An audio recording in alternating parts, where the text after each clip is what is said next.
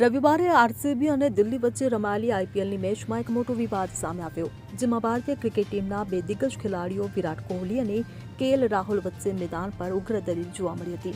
તેનો વિડીયો પણ social media પર વાયરલ થઈ રહ્યો છે. બંને ખેલાડીઓ વચ્ચે થયેલી ઉગ્ર બોલાચાલીએ બધાને આશ્ચર્યચકિત કરી દીધા, કારણ કે બંને ઘણીવાર ભારતીય ટીમ અને આઈપીએલમાં એકબીજા પ્રત્યે આદર દર્શાવતા જોવા મળ્યા હતા.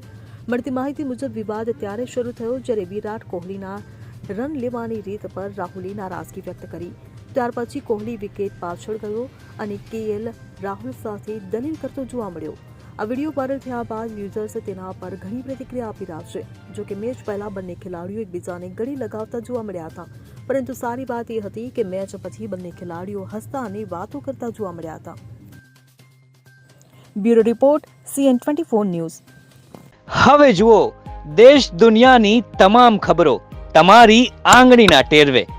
ઉઠાવો મોબાઈલ અને Google Play Store પરથી ડાઉનલોડ કરો અમારી CN24 ન્યૂઝ મોબાઈલ એપ.